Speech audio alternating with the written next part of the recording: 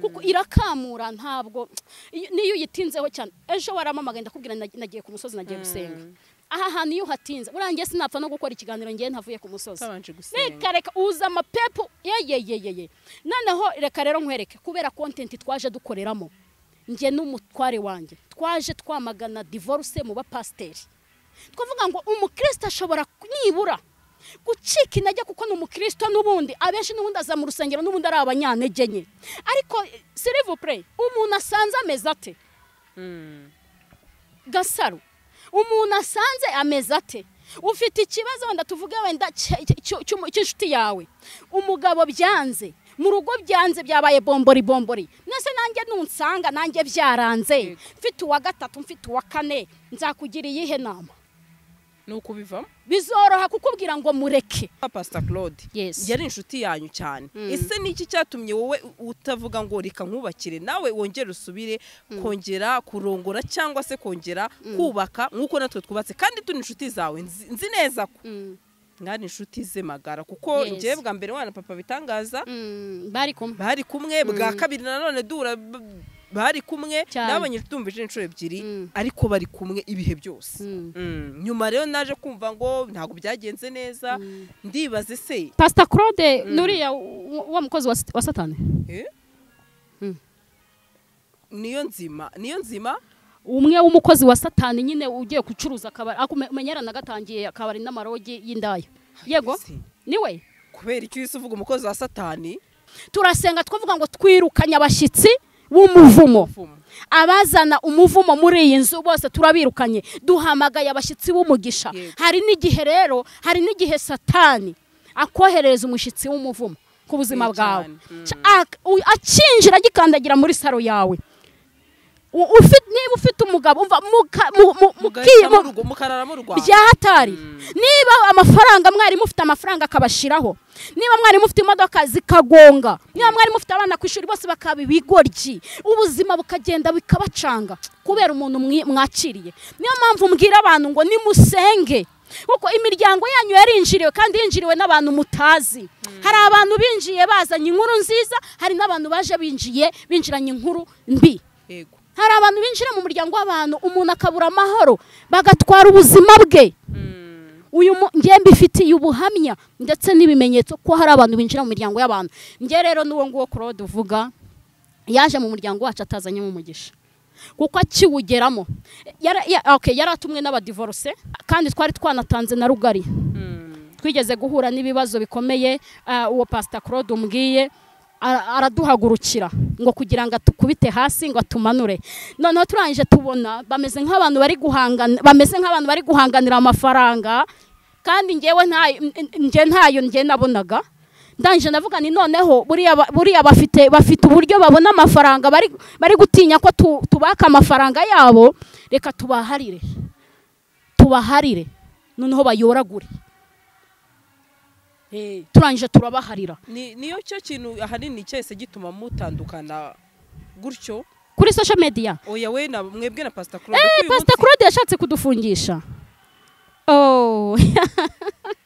yashatse kudufungisha ajya muri ribazo n'amakomfukasiyo yakodeshaga Vigo ya buri munsi agashyiramo few reba ukuntu essence ihenda ariko akabona essence ijya muri Vigo nta muntu n'uyu namba umuntu utariho umwuka w'Imana niyo wakwisiga uritotomeka bikomoka bigahomoka umuntu utariho umwuka w'Imana niyo wakwisiga urihoma bigahomoka hatajemo za email z'aba abapasteri b'abadivorce baza ngo muri commentaire ngo niho abantu bamukundira njewe Imana itabanje kunkunda amavuta y'Imana itabanje kuyansukaho mbere yuko ngera muri iki kiganiro amagambo abantu bavugana n'ikintu yamarira mu ngabo z'u Rwanda cyangwa mu ngabo z'igihugu icyo ari cyo cyose iyo ugize imanuka ku rugamba ntabwo ujya uza ngo ukomeze akazi ahubwo ujya mu ki uhabwa iki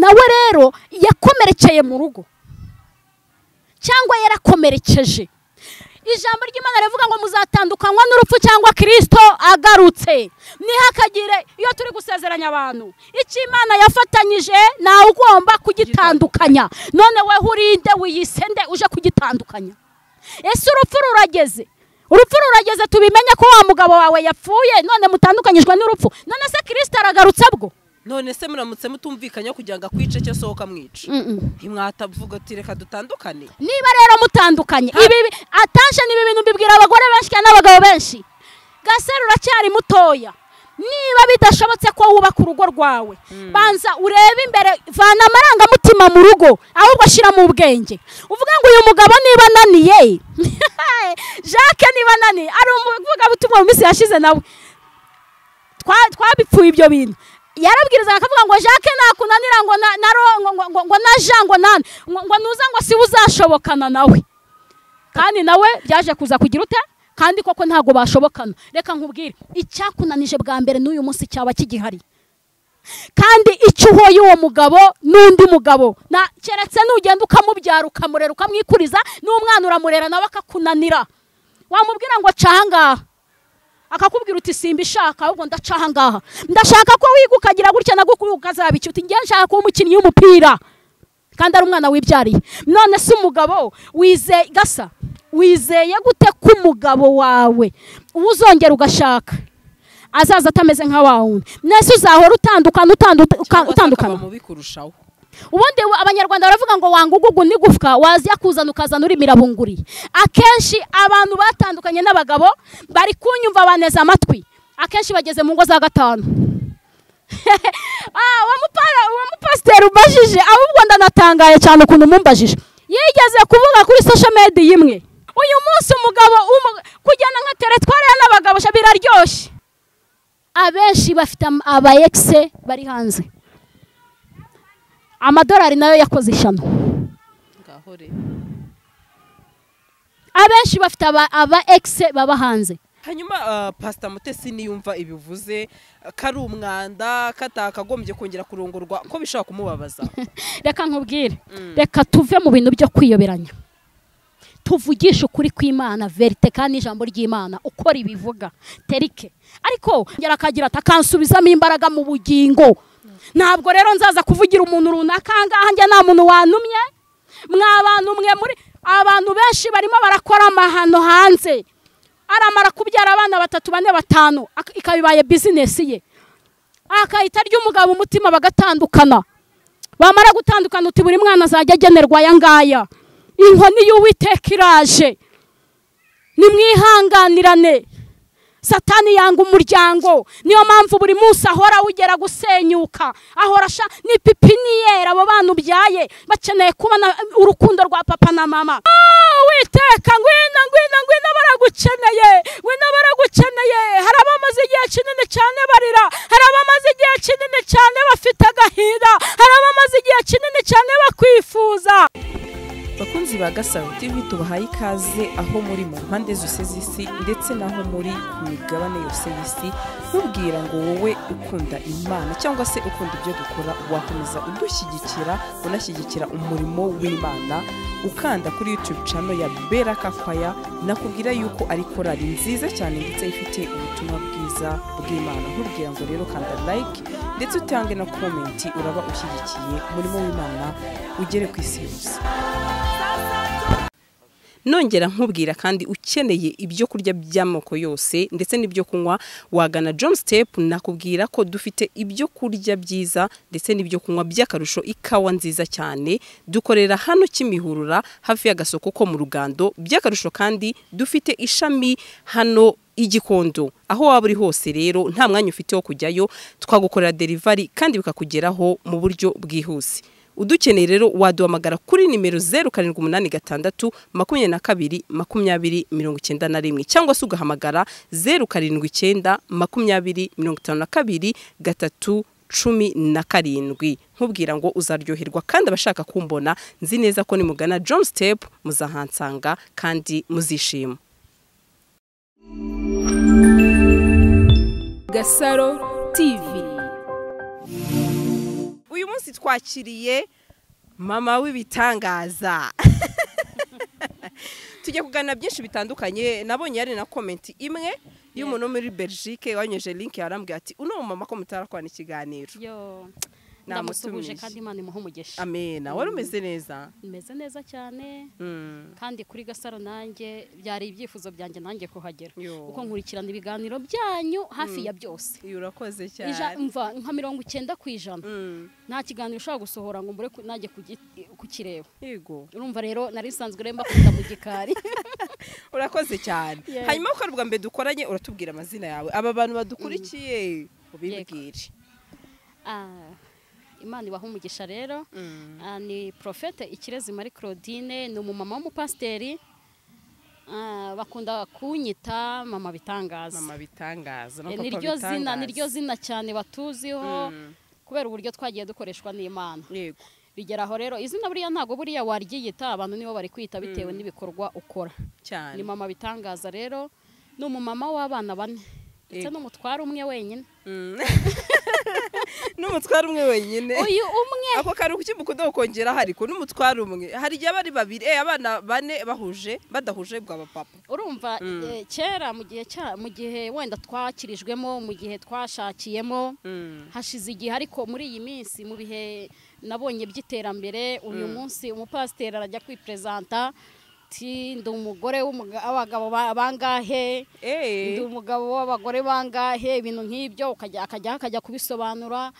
Ariko turacyafite ubuntu bwa Kristo bw'uko twebwe Satani ntarinjira muri twe, kuko ni Satani ntabwo ari ubuntu bw'Imana. Amen. Yego. Turatangira n'isengesho. Yego. Mana nziza, Mana y'icyubahiro, turagushimye kandi turakunezerewe kugera hano kuri Gasaro. Uwiteka wari wabiteguye kandi wari umuteguro wawe mwiza. Nyemerera buri muntu wese uduteze amatwi ahabwe umugisha nawe. Iki kiganiro kimanukirwe na Mwuka Wera, imbaraga zawe zikigote mu izina rya Yesu. Reka udukoreshe Uwiteka iby'imirimo ndetse n'iby'ubutwari. Ijambo ryose tuvuga riba ari ijambo riruhura imitima yariremerewe, riba ari ijambo ryomora ibikomere. Izina ryawe rihabwe icyubahiro mu izina rya Yesu. Sabiye umugisha iyi TV ihabwe umugisha, izagere kure haruta ahangaha, kandi abayikoresha bazaguke cyane mu izina rya Yesu. Amen. Amen. Urakoze cyane. Duhaye umugisha cyane. Ubundi ijambo ry'Imana riravuga ngo aho muzagira bakabakira muzabasabira umugisha. Amen. Kandi naho muzagira ntibabakire muzakunguta umukungu go munsi y'ikirenge yigendere.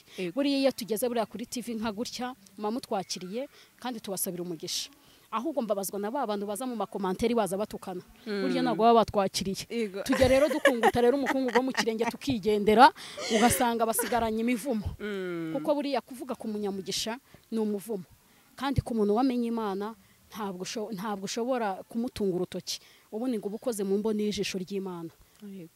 Aba ari ikibazo rero gikomeye. Rero nabo bazajye bagerageza nabo bashaka umugisha ku bantu bitiriwe izina ry'Imana. Ni ukuri. Amen. Mwari mumaze igihe kinini, wari waragiye hehe? Abantu benshi barakubuze pe kuri iyi mihanda, niko tubyita twebwe.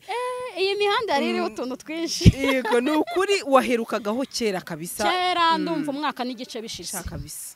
Umwaka n'igice. Urumva Sandrine, mbere yuko YouTube tuyimenya twari turiho. Yego. Twari turiho tutarayimenya, rimwe na rimwe nashaka no kuyimenya, kuko ntago twumvaga ari n'ibintu byacu, nta nubwo twumvaga ibyari byo. Tuza kugira rero umugisha turayimenya. Yego. Ariko tuyigezeho rimwe na rimwe abantu tuba tubwira n'abantu bakubona mu yindi shusho, bitewe n'ibikomere bafite, bitewe n'abantu bahuye mbere. Rimwe na rimwe iyo yahuye n'umuntu akamusigira igikomere, wa mwanda wose yakotoroye amukuyeho araza akawukurohayo. Yego. Ugasanga rero twebwe turi kwakira ibikomere by'abantu muri kubyishyura, bakomerekejwe n'abandi, tumeze nk'abantu baje kubiduhoreraho, muri kwishyura ibyo mutazi. Turi kwishyura ibyo tutazi. Yes. Aho kugira ngo tuzahangaha tuzanye umugisha, ahubwo umuntu ahubwo akaza akagukuraho umuvumo. Uyu munsi ubu naje kuri iyi TV hari abantu nzaniye umugisha pe. Hari abantu nzaniye ibyabo. Ejo bundi navuganye n'umukozi w'Imana bita mu Mariyone. Yari ari mu rugendo ari kujya ahantu inuza hano inyamata mu ivugabutumwa. Mubona aciyeho ni kuguruka mubyeyi. Arambwira uti hafi ubu njyanye iby'abandi. Ubutumwa. Ubu ngubu njyanye iby'abandi, hari ibintu njyanye, hari ibitangaza by'abantu mbashiriye. tungu bantegereje bambuze. Yego. Iyo tuje hano rero hari ibintu by'abandi tuba tuzanye. Yego. Ariko rimwe na rimwe hari n'igihe badukuraho umuvumo. Ubwo rero igihe kinini twararebaga tukareba ariko ukabona ntabwo mbere yuko tuza hano twari turiho cyane turaba pasteri turaba profeti. Yego. Twakoze mu gihe kinini mu gihe gishoboka n'igihe kidashoboka. Twabanje ku maradiyo. Amaradiyo urabona unavuga n'umuntu atakureba atanakuzi. Ariko akizera ibintu uvuga ndetse akizera amavuta kuriho kandi akanakirira ahantu ari yayagira n'umugisha wo kukugeraho ahubwo noneho bikarushaho. Rimwe na rimwe rero ugasanga rero abantu tubwira bo banagize umugisha wo kutubona wo kutureba ukabona babihinduye nk'ibintu biri aho ngaho bagufashe nk'umuntu uri aho ngaho hasi. Rimwe na rimwe ujya unabyumva ngo babishyira mu migani ngo iyo babonye ngo nimero ya +1 ngo niyo yaba ari mu bitotsi ahita yitaba. Biriya bintu rero bikankomeretsa s'il vous plaît. +1 c'est quoi? Ni igiki? Iyo nimero ni igiki? Kushobora no kuba itunzwe n'umuntu wa wundi ahubwo wasayishije udashaka no kuva mu by'isi ahubwo ushaka no kubigumamo mu burundu. Ariko ugasanga rimwe na rimwe barabiducyurira ukagira ngo hano niho tuje gushaka amaronko cyangwa se ubuzima. Sandrine nageze kuri YouTube mfite umugisha narubatse. Yego. Kandi ago nubakiwe na YouTube. Yego. Umuntu waba yaranteye inkunga ngiye kubaka nazabivuge muri commentaire. Ko mbona ubabaye? Rimwe na rimwe urumva ni ikibazo nyine urumva kugira ngo abantu hari urwego Imana iba yaragushizeho. Uri umuntu uhesha abantu umugisha. Ariko ukababazwa ko hari n'abantu bagenda bagukuraho umuvumo kandi bakagukuyeho wamugisha. Ngewe nagize muri social media mfite imodoka. Kandi nta umuntu waba yaranguriye imodoka hangaha nabimaze muri commentaire abitubwire. Naje hangaha abana banjye biga. Umuntu waba yaranyishyuriye na minerivare y'igihembwe kimwe mfite abana 4 nazabimbwire. Naje hangaha twabanye na Prophète Joel ari umuhanuzi. Tubana dukora ubukwe mariage religieuse na civile. Reka ubuhamya ho gatoya mu bukwe bwacu.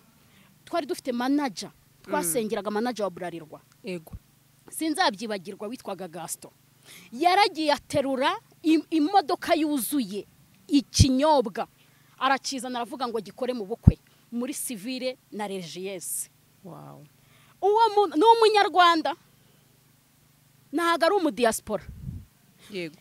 Ndabyibuka tukimara kubana n'umugabo yari afite Imana imuha umugisha Gaston. Niba nana dutega amatwi nana twumva. Yego. Ndibuka hari umugabo bitaga Alfred umu engineer. N'umunyarwanda. Yego. Rimwe na rimwe ari n'abakozi b'Imana baza hano kuri social media ugasanga ngo bari gutwika kugira ngo babone abafana benshi ariko Imana yaguhera umugisha na hano muri iki gihugu cy'u Rwanda. Tuhafite abanyamugisha. Babandi bataje no kukureba nk'umupfumu ahubwo bashaka Imana nyamana.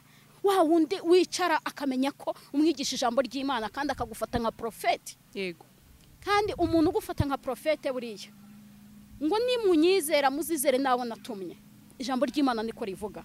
Igihe cyose iyo umbonye ukavuga ngo mpfuye kumwumva urapfuye nyine. Nta muntu muzima n'ubundi ugomba n'undi kugirirwa neza n'ineza y'Imana. Yego. Hari umugabo umwe yitwa Jire ibya byose ubu ngubu bagiye ni Burayi. Ndanamusuhuje cyane. Ndabyibuka iyo natwitaga tukamubwira uti surprise madame aratwite yahitaga afata amafaranga 300 yo mu 2006 yatekerezeho yari nka miliyoni 3 z'ubu ngubu akahita yahereza Prophète Joel akamubwira uti genda uyafata uyabike inda iratungurana ejeje bundi muzaguremo imyenda munakoreshe mujya kwa muganga. Umva abo bantu dufite hano muri iki gihugu cy'u Rwanda wari yo kuvuga ngo diaspora sibyo. Ariko ugasanga abo ngabo nibo baza muri commentaire twebwe baratwibye ahubwo se umuntu reka nkubaza abo bantu bose nkubwiye hari ko nta muntu umwe ari watubwira ngo baranyibye. Ase ubundi umuntu bibye ubundi reka nkubaza umuntu bibye ubundi yanabivuga. Umuntu ufite ntago bamwiba ahubwo umuntu ahubwo udafite niwe bibye.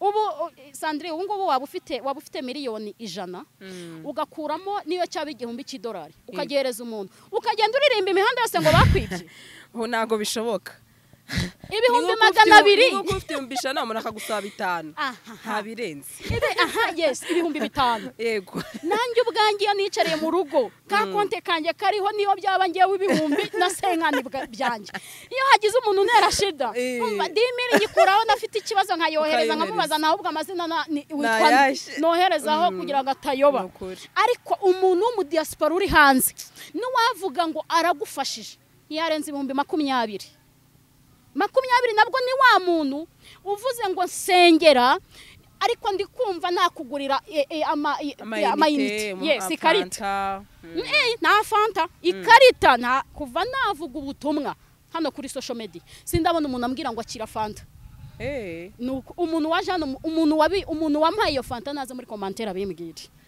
sindabona ambwira uti mukozi wima akira fanta ahubwo akira gakarita vemire twebwe rero kwa kuri twagiye duhura n'abantu nk'abwe kandi ari abo mu Rwanda bitwa abanyarwanda inzu tujya kuyubaka Imana yanyuriye mu munyarwanda aduhuza n'umugande ntago ari umudespora umugande utazi n'ikinyarwanda wivugira icyongereza ngewe nigeze kwicara igihe kimwe tujya gutangira itorero umuntu araduhamagara aduhuza n'undi nk'uko wamuhuza n'umuntu nkamusengera ndamusengera ndangije ngera mu buhanuzi ndamuhanurira ndanje namubwira nari ahantu wari ufite wari ugiye kugurisha ibi nibi bigiye kugenda gutya na gutya nayo washakaga ahubwo Imana irambwiye ngo barayakubye ntibirangiye wa mama tugiye kumva twiryamiye ari mwo mu masaha 10 za nimugoroba arahamagara uti ndi hano kwa Mutangana Nyabugogo waboneka nguze undebe nabwira nti nta kibazo sindi yaranzi kwisura nanjye sinari muzi yabirambaza n'umuntu utuka umuntu yabonye kwisura n'umuntu utanamubonye utapfa kumutuka hari umuntu uri mu mwuka w'Imana atamutuka ndagenda umva yamaye envelope dutangira urusengero ataranzi yayiteguye tanzi mu maso amereza envelope ndamubaza ni niyiki ubwo nagiye ndangira uti ahantu ugera iyi modoka ya Rouge Bordeaux imeze gutya naho ngaho uti wambonye uti nakubonye ibaze nsanga afite envelope amafaranga yararimo na amafaranga menshi cyo gihe twayatangije umurimo w'Imana uyu munsi rero ukaza ari ugakotorora umwanda w'abandi baneye wowe ukaza ukahita ukontorora ukotora niyo mpamvu rero birababaza bitera gahinda ahangaha tuhaza nkubwiye imvune cyangwa se imbaraga tuba twakoresheje ntago tuza guhembwa nta nubwo rwose nkubwira ngo unyishyure kiganiro nkora sinyishyuza umuntu amafaranga mba natanze ni menshi kugira ngo nzagera ahangaha essence zarahenze urabizi niyo wafata moto ahantu ufasha no kukwaka ushobora no kugira ngo ngera ahangaha hari ndanabanje no kwitegura n'ibiki ariko umuntu akakureba akagutuka yibereye mu buriri bwe cyangwa yibereye mu kazi iyo ngiyo iyabakora iyabatuye birababaza rero rimwe na rimwe iyo twebwe Imana yatugiriye umugisha ikaduhereza umugisha ikatugirira neza mbere yuko twebwe tugera ahangaha niyo mpamvu usanga abantu bakomeye abenshi batajya baza kuri zo social media nese igitwaza ze mwirirwa mu mutuka gutyo bisaba kuka masasa ze wirirwa umutuka gutyo why not umuntu wihaye bisabira kuka nshuti yanjye twahuye n'abanyarwanda bari mu mwuka w'Imana uretse abantu turi guhura avuye ku mupfumu wo muri Kenya yamaze kuyamumaraho ahubwo yayamuriye akaza mwamarana icyumweru ngo none se byagenze ute ngo bya bindi wambwiye kandi ubwo ngubwo avuye ku mupfumu amaze kudepansayo urumva ejo mundi narumiwe maje gukora ikiganiro umuntu aranyandikira urumva umuntu aranyandikira ngo mama bitangaza ngo papa bitangaza ngo namubonye hano ngo mu kiganiro ngo ari kuvuga ngo ntabwo ngo aca amafaranga ngo ndanje ngo ndamwandikira ngo ndamuhamagara ngo mugerageza ngo ndebe kwa yanje ngo ameze nk'ababandi umva ariko umuntu uza kukugerageza ngo kutameze nk'ababandi dore abantu dufite rero turi kubwira niba unarimo wigaye umenye ngo amafaranga bazayakwaka yaba kwa muganga bazayakwaka yaba mu bitaro bazayakwaka yaba hehe bazayakwaka yewe nayo ibishinga uzayatanga nayirondo uzayatanga niwumva unaniwe gutanga amafaranga n'abapfumu bazayakurya niwumva unaniwe gutanga amafaranga uzajya hariya handi bita ngo iwabo wa twese niho hari umuntu ushaka gusanga y'umuntu akamwaka amafaranga ntago bishoboka Rusororo ubwo nimvuga Rusororo aho uherereye hariho hose wumvira imbiri rikwegereje ubwo ni kwirimbi rya ryo ryose yes ushaka kugenda ukaka y'umuntu amafaranga ntago bishoboka ahubwo niyo mu mujyanye rimwe na rimwe namwe ahubwo mwikoramo yego ubwo rero abantu nk'abo ngabo bajye batubabarira niyo mpamvu usanga abantu bari mu mwuka w'Imana benshi social media ntago bazayibabonaho kuko irakamura ntabwo niyo uyitinzeho cyane ejo waramamaga ndakubwira nagiye ku musozi nagiye gusenga aha hantu iyo hatinze burangiye sinapfa no gukora ikiganiro ngiye ntavuye ku musozi reka uza amapepo yeyeyeyeye noneho reka rero nkwereke kubera content twaje dukoreramo nge n'umutware wanjye twaje twamagana divorce mu bapasteri twavuga ngo umukristo ashobora nibura gucika intege kuko n'umukristo n'ubundi abenshi n'ubundi aza mu rusengero n'ubundi ari abanyantege nke ariko s'il vous plaît umuntu asanze ameze ate Gasaro umuntu asanze ameze ate ufite ikibazo wenda tuvuge wenda cy'inshuti yawe umugabo byanze mu rugo byanze byabaye bombori nese nanjye nunsanga nanjye byaranze mfite uwa gatatu mfite uwa kane nzakugira iyihe nama nuko bivamo bizoroha kukubwira ngo mureke kuko nanjye byaranyoroheye nanjye kumureka abo bantu rero cyane niyo twamagana ibi bintu tuba tunagabanyiriza umutwaro leta kuko niba mu gihugu cyacu umuntu ashaka kubonekwaho n'imyitwarire mibi bakahita bamuhagarika bakamwirukana mu nshingano natwe hano natwara abapasteri natwe birukanwe mu nshingano abo rero bahimbye za email nyinshi cyane kubera ko dusa nkaho twabagabanyagaho abafana cyangwa se icyubahiro cyabo bahimba ama email menshi abenshi akaza muri commentaire yigize email runaka bafite abantu nkawe akaza akakubwira Gasaruti funguza email nka 30 n'undi uti 30 n'undi 30 n'undi 30 ikiganiro cye kigezeho akahita gikorera shaya uti mwese nimwandike commentaire mumutuka hari umukozi w'Imana mugenzi wawe ari umukozi nyine se aba bana ba divorce baba pasteur ni iki kindi ubundi atagukorera ubundi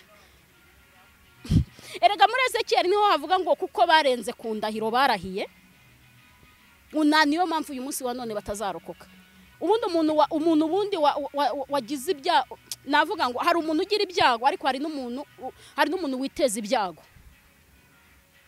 ubundi bwa mbere ushobora kugira ibyago ariko wanangiraho nkakugira inama nkakubwira ni suko bigenda warahubutse gutya na gutya umutwara ashobora kubera ko zibi nibi ariko iyo ujya mu masengesho tugakora n'ubu buryo byari gushoboka ubu nubakiye abantu benshi cyane yego hari nabangeraho akambwira uti burya cyagiye narakubuze mita nkubitana n'umudivorce ti wa mugabo ngo yarigendeye kandi yaramwubakiye nka etage ebyiri hariya amwishyurira abana muri Green Hills utariko nahise yanyeretse uburyo nyine bitavamo uburyo agenda akajya hanze akamara y'ukwezi akaza yohereza amafaranga gusa nkamubaza ngo ubuse nibwo no wasubijwe uticece kungubu n'agasore kakiga kwambara inkweto karansifura kandi icyo gihe cyose nabaga mutegereje ariko nkumva ko umuntu azaza uyu munsi rero iyo twubaka ibintu binini kandi bigari uyu munsi rero yandebye rimwe na rimwe ari n'igihe ndeba mu ishusho y'uwo muntu ariko ubundi reka nkubwire umweskopi nyakuri agomba kuba azi kuyobora urugo rwe mu kintu cyatumye twanga kongera kugaruka hano kuri social media nicyo cyari kirimo basa tumaje kumenya ko abo bakozi b'Imana bafata amatimu bakakora ama email bakaba ari bo baza kudutuka cyane urahita utuma nkubaza ikibazo umbabarije nzi neza ko hari uburyo cyuri kuvuga ngo nubakira abantu urambabaranye kubaze rwose kandi ndagusubiza mbaza ukuri kose naciye ku ruhande nzi neza ko hari umugabo witwa Pastor Claude yari inshuti yanyu cyane ese niki cyatumye wowe utavuga ngo reka nkubakire nawe wongere usubire kongera kurongora cyangwa se kongera kubaka nkuko natwe twubatse kandi tuni inshuti zawe nzi neza ko ngani inshuti ze magara kuko ngiye bwa mbere wana papa bitangaza bari kumwe bwa kabiri nanone dura bari kumwe nabanye tumvije inshuro ebyiri ariko bari kumwe ibihe byose nyuma rero naje kumva ngo ntago byagenze neza ndibaze se Pastor Claude nuriya wa mukozi wa Satani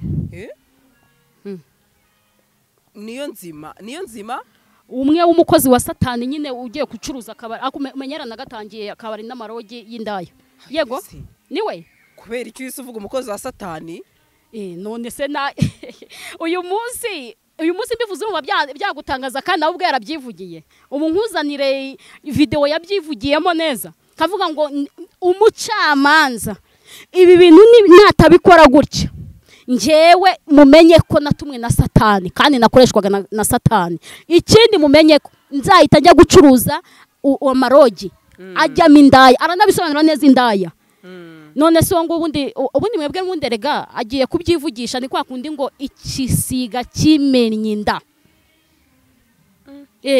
igisiga ubundi cyagize ute kimennye inda ubundi kuva na kera ubundi twamye twebwe tubibona ko no ari umukozi wa Satani kubera iki se mwagendanaga nawo umukozi wa Satani none se wagize ngo kujya kwinjira mu muryango wacu ntiyari yatumwe wagize ngo yarahaje se kumugisha Sandrine Imana izakubabarire hari abantu uzinjiza mu muryango wawe bakaza baje kuwusenya hari n'abandi uzinjiza mu muryango wawe bakaza baje kuwushyigikira no guteza imbere Imana rero izakingure abaza nkuko abarokora iyo dusenga n'abanyamwuka turasenga twavuga ngo twirukanye abashyitsi b'umuvumo abazana umuvumo muri iyi nzu bose turabirukanye duhamagaye abashyitsi b'umugisha hari n'igihe Satani akohereza umushitsi w'umuvumo ku buzima bwawe acinjira gikandagira muri saro yawe niba ufite umugabo umva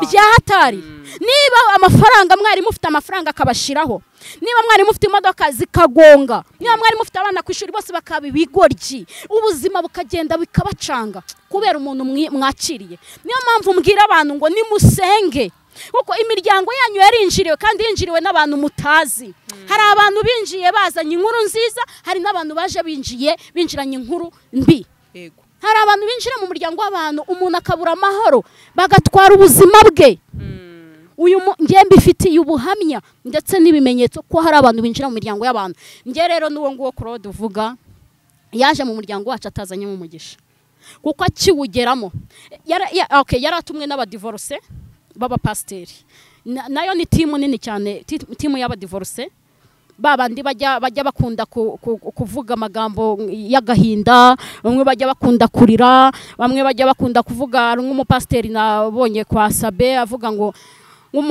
nuba ugeze imbere y'umuryango ngo umugore ngo akaba yaguhamagaye mwateretanye kuri WhatsApp ngo ujye wikinga imbere y'igipangu ngo mbere yo kwinjira mbere yo gusona cyangwa gukomanga ngo ubanze usibe chat mwacase ibaze pasiteri uvuga gutyo kandi imagine nawe ngo noneho ngo nurangiza ngo winjire mu rugo ngo nta kibazo ngo ibintu atazi ngo nago bizigera bimukomeretsa ngo ibyazi ngo nibyo ngo byamukomeretsa ariko ngiye ko nabizi ariko Imana ikureba aha twebwe rero abo ngabo nibo baturwanya kuko turaza tukavuga ukuri reka mbabwire ngewe nzi Imana nyamana uratse iyi ngiyi ya hano kuri social media ubundi iki kibuga ubundi dukoreramo ntago ari ikibuga kiri mu mwuka w'Imana ni ikibuga ubundi Imana yabwiye Satani ngo iriya si ndayiguhaye genda uyikoresha uko ushaka iyi si rero ni umuyoboro wa Satani irangira avuga ngo wasiwe ugwishije ishyano kuko umanukiwe n'umwanzi ufite imbaraga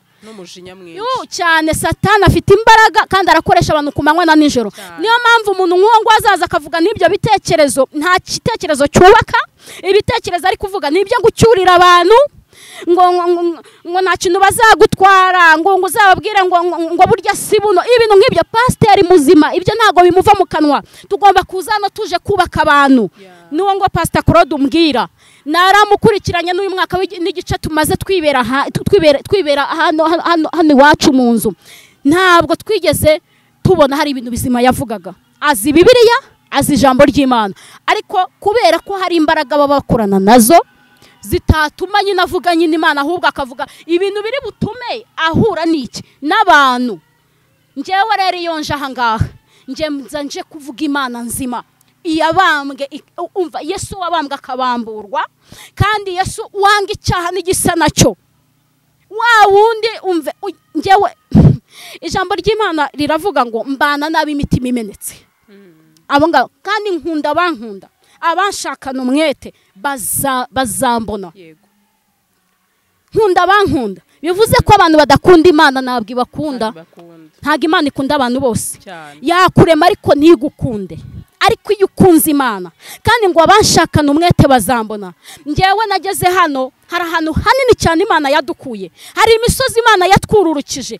nge nashatse nyiri muto cyane shaka ndi umwana w'imfubyi shaka umugabo nawe udafite imiryango umva hahandi ntari kurwaza umwana ngo mvuge ngo ndajya kwa data wacu amena ikiro cy'ubugari handi ntari kurwaza umwana ngo mvuge ngo ndajya kwa data wacu amena n'umuti w'umuriro w'amafaranga 600 njyewe ariko ni connecta ku mavuta y'Imana niga gusenga ndi njyenyine niga kumenya Imana niga gucukumbura niga kuzuranya nayo niga kugirana ubusabane n'Imana nkavuga ngo nta kindi kintu kizambeshaho uretse kubaha Imana no guca bugufi imbere y'Imana ubwo rero ninza ahangaha sinzaza rimwe na rimwe abaza no gutwika baba bishyuwe njye rero nta kintu kimwe njyewe wabona wanyishyura use wanyishyura iki gasa nta kintu nta muntu wabona ikintu anyishyura burya rega iyo wihaye wabona icyo nyishyura nta kintu wabona wanyishyura ubuze wambwira ngo urame 200 cyangwa 300 wapi ayo ngayo ni akwishyura n'umwana umwe ku ishuri wanyishyura iki uretse gusa kera tukiri muri ADPR hari indirimbo twajyaga turirimba ngo iyo twamamaje ubutumwa niyo nyungu yacu y'ukuri kwamamaza ubutumwa kwanjye niyo nyungu yanjye kandi y'ukuri urumva muri uyu mwaka n'igicerera hano twari tumaze twari turi muri byinshi twari turi gusenga ntitwarekeye gusengera abantu twarekeye guhanura imirimo n'ibitangaza byarakoreketse kandi twari twanatanze na rugari twigeze guhura n'ibibazo bikomeye uwo Pastor Claude umbwiye araduhagurukira ngo kugira ngo atukubite hasi ngo atumanure noneho turangije tubona bameze nk'abantu bari guhanganira amafaranga kandi ngewe ntayo nabonaga ndangije navuga ni noneho buriya bafite uburyo babona amafaranga bari gutinya ko tubaka amafaranga yabo reka tubaharire noneho bayoragure turangije turabaharira niyo cyo kintu ahanini cyese gituma mutandukana gutyo kuri social media oya we na mwebwe na Pastor Claude Pastor Claude yashatse kudufungisha yashatse kudufungisha ajya muri ribazo n'amakomfukasiyo yakodeshaga Vigo ya buri munsi agashyiramo few reba ukuntu essence ihenda ariko akabona essence ijya muri Vigo ibyo bintu nabibonye muri comment rero ku kiganiro cyanjye hariho papa bitangaza ariko ngira ngo ni bya bindi nyine by'abantu bitari ibintu birenze iyo comment iri wanje sinzi niba rero yanditse cyo niba umutwari wawe ndahibaze se ibi bintu bya biri serious reka nkubwire hari ikiganiro twigeze kwikorera mu bihe byashize twafunguye papa bitangaza official TV papa bitangaza akazajya yikora comedy kuko buriya yigira n'impano buriya ya comedy gusetsa abantu ntajya arakara n'ubu aje hano umva yagusetsa niyo waba uri wenyine abantu bari hano inyuma bakazajya bagira ngo mufite abantu benshi cyane babasuye ni umuntu usabana ni umuntu utagira umutima mubi ni umuntu utagambana ni umuntu uri aho ngaho mbese n'igikoresho cy'Imana icyo gihe twikorera ikiganiro arangije atanga ubuhamya bw'ukuntu abapasiteri banywa inzoga arangije aravuga uti nanjye ndetse hari igihe nigeze guhura n'abantu bananiwe nanjye ninjira nanjye muri gahunda nanjye yo kunywa inzoga ariko ndashimira Imana ko umuntu Imana yafashe ukuboko itajya imurekura Imana imfata hakiri kare ingarura hakiri kare amazi atararenga inkombe icyo gihe aterura ifoto yarakuye ahantu nk'uko wafata ifoto ukayiterura hano kwa Gasaro ukahita uyikubita ku kiganiro cyacu na hari ahantu naho bakoze ibiganiro kuko amafoto yacu yandagaye ahantu hose Claude akimara kuyibona ahita yirukanka ajya muri RIB niseka nkubaze kunywa inzoga hano muri iki gihugu cy'u Rwanda leta irabihanira kereka iyo ukoze biteye isoni cyangwa se ugasindira mu ruhame. Imana iguhe umugisha. Aho waba wasebeje umuntu nuko waba bavuze ngo uyu nguyu Claude gutya na gutya. Uretse ko reka nkubwire igitinza kizaza ngo nta muntu n'uyu namba umuntu utariho umwuka w'Imana niyo wakwisiga uritotomeka bikomoka bigahomoka. Umuntu utariho umwuka w'Imana niyo wakwisiga urihoma bigahomoka. Hano nabonye barahinduye strategy. Uyu arakubona wambaye ikote biki byose ngo niweho mukozi w'Imana. Arakubona nukuvuga ngo musigaye murebera abantu mu bushobozi bafite. Nabo rero aremera wa mugani uti njya nkodesha imodoka kugira ngo nyine mubemere. Ariko reka nkubwire ijambo ry'Imana ryo ubwaryo rizabanze rikwemere, nirimara kukwemera rizakwemeza abantu. Ibyo byose nkubwiye, ubwo buhamya bwose nkubwiye bw'ubuzima twabubayemo tutaraza hano kuri social media, kandi wumvishe ko tutigeze tubaho nabi. Twagiye duhura n'abantu Imana ikagenda ibakoresha ku buzima bwacu, kandi Imana igahabwa icyubahiro mu ruhande rwacu. Ntabwo izina ry'Imana ryigeze ritukwa. Abo twasengeye abenshi bagiye i Burayi, uyu munsi n'abana bacu mu buryo bwo mu mwuka. Twarahuye bari mu kabari, twarahuye bari mu buraya, twarahuye bari hehe, ariko akaza amavuta kuriho akizera ko Imana izayakoresha ku buzima bwe, Imana ikamukuraho umuvumo. Hari abantu babaga muri za karande, Sandri, ari abantu baba muri za karande. Karande baho nanjye mbere navuga ngo na karande baho, ariko nanjye ngiye karande baho aho urara usambanwa, kandi umugabo wawe ahari. Ariko karande ikagukurikirana, umuntu akaza akabajyamo hagati, ari umwuka mubi, ari dayimoni, akagukorera iby'abagabo bakorera abagore byose. Umugabo yagukora utireka mba numva ahubwo unanukira. Karande zibaho aho ushaka. Mama wawe yaratandukanye na sko, nawe wamara gushaka umugabo akaza karande ikakurwanya ikavuga utumva utangiye kwiga kwambara inkweto, wahonye ko yarapfuye yambara ibirenge, tibarakubeshye akayavuna, wakora impanuka bakahita bayaca. Karande ikagutikira uri imodoka, tibarakubeshye wanyu nta n'uwigeze atunga n'igare. Ibyo ngibyo wadukanye ni ibyahe. Imodoka igakora impanuka yose ikarangira, rimwe na rimwe wenda silence uwo musari yanarangiye, kugira ngo akure mu mwuka wo kutunga imodoka muri uwo muryango. Abantu bavuga, abantu birirwa muri ibi bigambo, abantu birirwa ngo mu gutwiga, ntabwo muzi ibibazo abantu bafite. Abantu barananiwe, abantu bakeneye abantu babasengera, abantu bakeneye abantu babana nabo. Iriya na Yerisa barabanye, ariko agiye kugenda amusigira umwitero.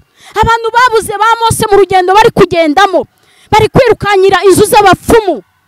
None nsigaye numva ejo bundi hari umupfumu nari ndi kubona we ngiye Kibungo, sinzi n'amazina ye, mbona arimo araragura kuri social media.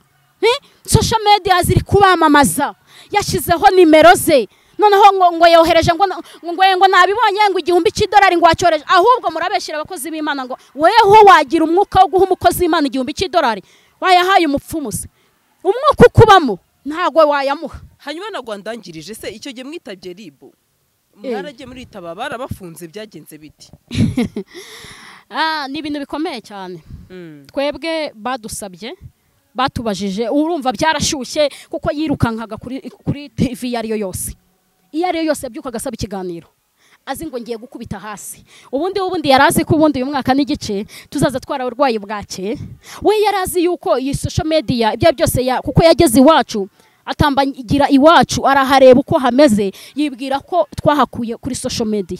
Kandi wabende twaje kuri social media tunahafite. Ntitwaje ikiganiro cya mbere twakoreye kwa Sabe, dushima Imana, tuvuga uburyo papa bitangaza yagiye umunyarwanda wahangaha, umukozi Imana yamujyanye i Bugande basengera y'umuntu, Imana imukoresha imirimo n'ibitangaza. Uwo mama arasama, yaramaze imyaka myinshi cyane atabyara, umukira cyane hari i Bugande. Arangije aterura amafaranga muri envelope $16,000 zikira muri envelope, aramuhereza uti abantu bose bangeza nagiye no gushakira no kwa bakayanja nagiye gushakira kwa ba Joe David amubwira abapasiteri bo hanze bose yagiyeho mu bihugu bitandukanye ariko wowe umunyarwanda weho Imana iragukoresheje ndasamye nta kintu na kimwe ntaguha niyo mafaranga ya mbere icyo gihe twari dufashe Pastor Claude we ageze iwacu agira ngo wenda byakozwe n'abadiaspora hakose kubice bakoze Imana mupfa ba diaspora icyo kintu nge ko narakiyumvisha jewe nanjye nicyo kintu nanjye kintangaza ngiye kandi nkubwira ngo nta mu diaspora wari wama amafaranga ye ariko umenya bayabaha umenya bayabaha none se umenya bayabaha kuko we yakubonye ahangaha aza kukurwanya agira ngo uje kumutwarira iki abakiriya cyangwa se abafana uyu munsi nibakigira inshuti reka nkubwire nunandeba ukumva urankunze ntuzankunde nk'umufana uzankunde nk'inshuti kuko inshuti buriya yije ikaza mu muryango inshuti ngo muragendana ntigusiga inshuti muravugana inshuti murasangira ntigucure inshuti ntago ngiye nifuza abafana se biki abafana biki ariko uretse ko nta nubwo ibingibi bijya bitugira cyane uko n'uwatubanjirije umwami wacu ubundi iyi si ubundi yubakiye ubundi mu kinyoma ni ikinyoma ukuri kuranyagirwa ikinyoma kikugamishwa igihe cyose hano kuri iyi mihanda uzaza uvuga ibintu biri aho ngaho niyo waza uririza uri kuzunguza ikibuno uri fofu uri kwerekana amabere n'amabuno n'ibitsina sha umva bazavuga ngo bravo igiko yo wow uri mwiza twari tugukumbuye yo uraturuhura cy'abantu b'iyi minsi nyine bakeneye abantu ba muri iyi minsi n'ubutumwa bwo muri iyi minsi rero bufite ikibazo kuko turi kubwira abantu badahari bafite iby'imitima yabo irarikiye igihe Yesu n'abaraba bari babambanye ngo urya mwami yarabajije ngo ese ari Yesu n'abaraba tubafungurire nde arangije baramubwira ngo turifuza baraba avuga ibigwi bya Yesu uyu Yesu yabazuriye abana yabakirije abantu yagize ibi n'ibi agera no kuri baraba avuga uti uyu baraba yabasambanyirije abagore uyu baraba yabiciraga abana uyu baraba yarabibaga uyu baraba ariko baranje uti hoya Yesu nabambwe mubambure nde baraba iyi si turi gukoreramo iyi social media turi gukoreramo nuko imeze abanyamwuka ni bake kugira ngo uzamubone ni bake cyane niyo mpamvu nambona ahangaha mvuga ngo umugabo wanjye mu gitanda ntibigenda njyewe umugabo wanjye yankubise njyewe umugabo wanjye nibi dufitanye amakimbirane ntabwo uzabona abafana benshi ariko ntabwo baza ari inshuti rimwe na rimwe hazazamo abaje kuguprofita n'abazagutera inkunga uzarebe uzabihereho ikigero ahangaha uzahicaza umuntu avuga uti umugabo wanjye byagenze gutya na gutya uzarebe amarira azarira abantu bazamuha kwihangana pole ni benshi ariko uzarebe uzashyiraho umuntu uvuga ijambo ry'Imana Bibiliya erega nibyo mwashatse reka babibahe abakozi b'Imana mwashatse nabo ngabo reka nibaza nyine nabo twebwe Imana n'ubundi yari yaramaze kutwubakira network kumbona ahangaha ujye uvuga ngo Imana ishimwe ngiye kwakira umugisha kuko nakiriye umudamu uri mu mwuka w'Imana hatajemo za email z'aba abapasiteri b'abadivorce baza ngo muri commentaire ngo niho abantu bamukundira njyewe Imana itabanje kunkunda amavuta y'Imana itabanje kuyansukaho mbere yuko ngera muri iki kiganiro amagambo abantu bavugana n'ikintu yamarira ariko Imana ni inkunda uzabana izankundisha Imana ni inyemera uzabana izanyemeza mba nibereye mu rugo nkajya kumva ngo mama pasiteri ngo nakumvisha ubwiriza kuri radio muri 2018 muri 2019 muri corona uri hehe nshaka kuza mu giterane ukabwiriza ugasanga bateguye igiterane cy'ibihumbi hahandi winjira ukazajya wumva ubwoba burakwishe nge natangiye gusengera abasaza n'abakecuru mfite imyaka 22 kuko twafunguye itorero tukiri bato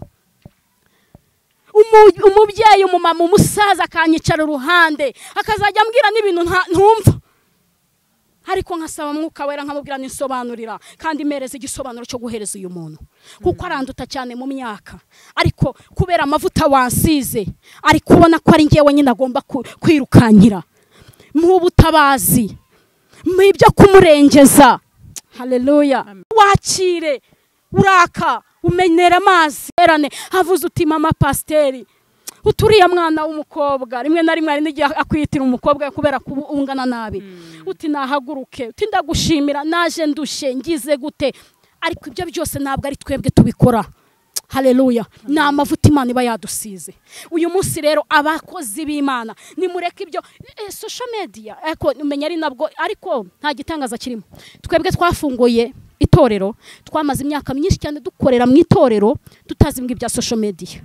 Dukoresha amaradiyo tugenda mu matorero tuvuga ubutumwa tugenda mu muhanda mu masoko ukavuga utumwumve uko umwami Imana avuga muri iyi minsi mu minsi y'imperuka ibi ibimenyetso ngibi mwarabibonye ese mutegereje iki kindi bamwe na bamwe ngo bategereje kugaruka kwa Yesu ariko uyu munsi nyuma y'ubu buzima ko hari ubundi buzima ejo hawe umunsi uzabyuka ukumva urambuye akaboko ntibikunze warambura akaboko akaguru ntibikunze wafatanura amaso ukumva ntibiri gukunda umutima uri gucika uzaba ugitegereje Yesu imperuka yawe izaba ibaye iyo ngiyo kuko nyuma yo gupfa nta migabo ndetse n'imigambi bibayo.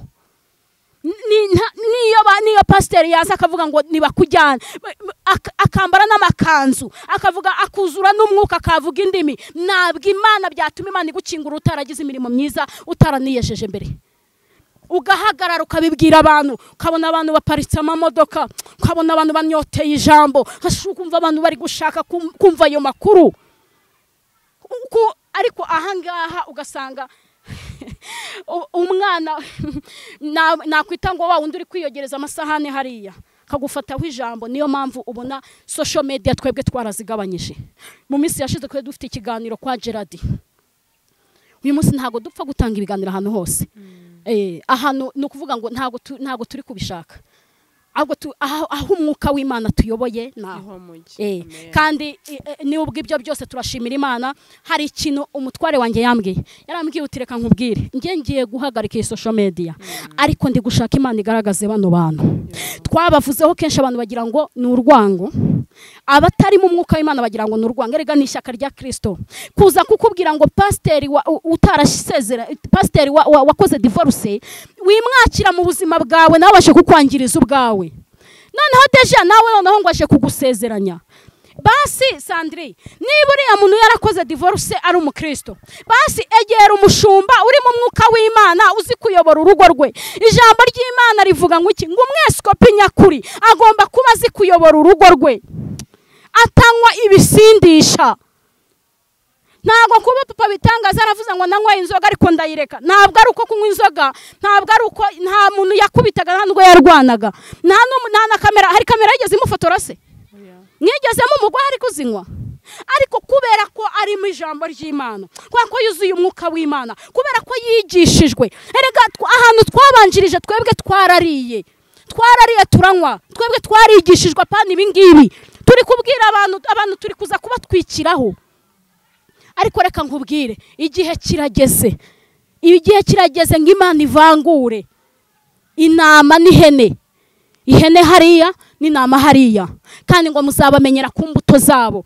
Imbuto zabo ni izihe? Azakubwiriza kabiri gatatu uretse ko nta nabaza kubwiriza ahubwo baza gutwika amagambo abona weho Sandrine ukeneye kuko bazi ko isi ya none ibabaye. Isi ya none abagore benshi barababaye abagabo benshi barababaye naza akavuga ibikomere nibwo uri bumwumve cyane ariko Yesu wabambwe ku musaraba ahubwo Sandrine reka ahubwo tuza tubabwire Yesu wabambwe ku musaraba nta ni uzabakuraho ibyo bikomere nta ni uzabomora inguma nta ni uzabagirira neza.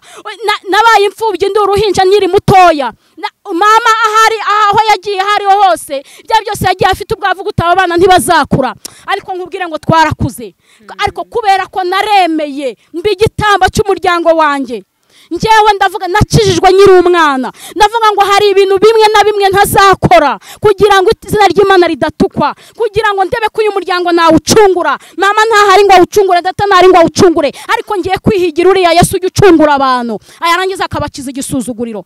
Nta muntu n'umwe wigeze udufasha kuva muri ubwo bupfubyi, ariko Uwiteka turemeye amashimwe. Uyu munsi wa none abo twegeraga bakatwirukana ngo aje kugusaba umwenda, aje kugusaba minerva, aje kugusaba kotegisi, uyu munsi wa none bifuza kutureba, bifuza kutwumva.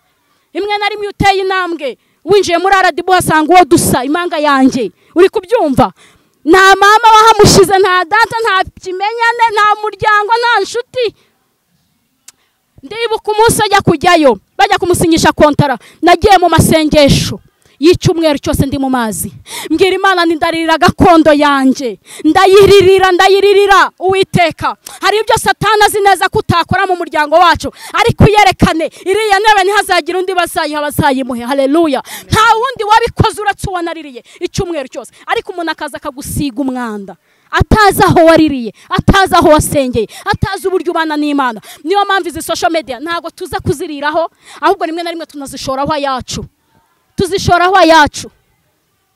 Umuntu yaba guhamagaye, biratangaje ko wahamagara umuntu ukamuzana aha ngaha ari umusitari yibere aho ngaho yariteye za tatuwaje, yarangiza uti ngewe mfite amakompasiyo, ngewe mfite ibiki bifasha abana b'imfubyi, barangiza ahubwo abo ngabo babesha ahubwo ngo abakozi b'Imana, ahubwo barangiza bakamuha amafaranga.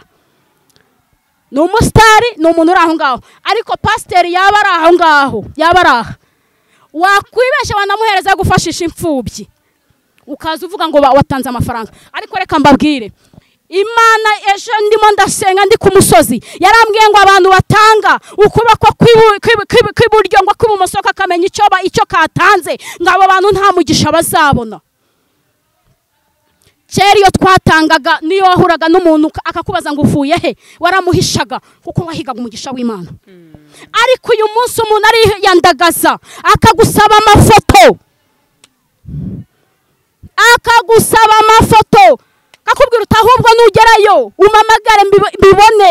Ukoreye Imana nimugire kwizera, nimuzamure kwizera, kuko iyo ukoreye Imana ntabwo ujya wikorera amaboko.